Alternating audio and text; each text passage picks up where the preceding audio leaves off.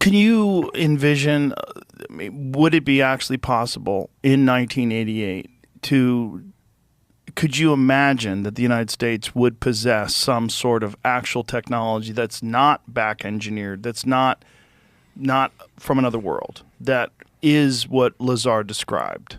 It's funny you should ask that. Yes, I do. Yes, really? Yes, and that's not to say I don't want to again pour cold water on the like UFO crash retrieval stuff, because I think there's a lot of interesting evidence there. But is there a tech tree that involves anti-gravity? Absolutely, in the U.S. And I can trace it all the way back to this guy named Thomas Townsend Brown.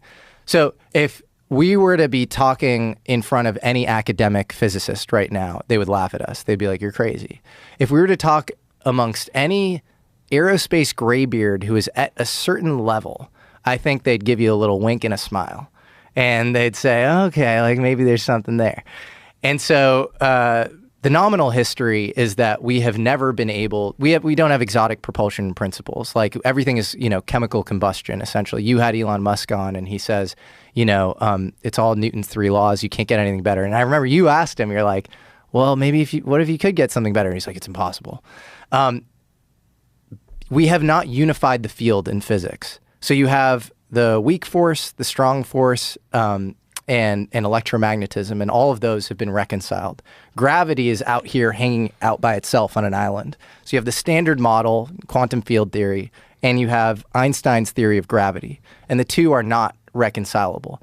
It is my belief that if you were to reconcile them, you could create exotic propulsion, which I think any even reasonable theoretical physicist who's credentialed would say if you could reconcile them, that's possible.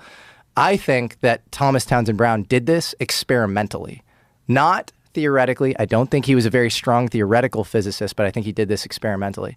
And so there's this whole hidden history involving anti-gravity, and I get into this in my show with Hal Puthoff and Eric Weinstein, where there's actually this great 1971 Australian Joint Intelligence Organization document that is verified. It's real. David Grush actually cites it a lot. And it talks about basically, it's this guy, Harry Turner, who's the head of the nuclear division in Australia. Very legit guys, like their Oppenheimer, if you will.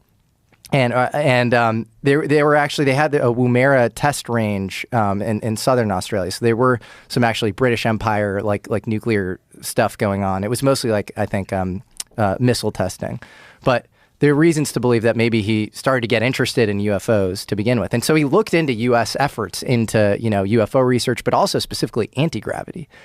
And he talks about how after a little bit of investigation, U.S. efforts into anti-gravity are far deeper than meet the eye. And Blue Book, this front-facing PR campaign that's part of the Air Force, is total BS. And it's meant to, stigmatize UFOs and throw people off the trail. And it's actually, this now declassified document around the Robertson memo, which is around this Robertson panel that kind of created the constitution for Blue Book.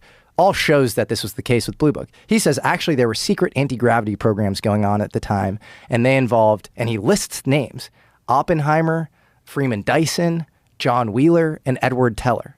He lists all these names, the head of the nuclear program in Australia.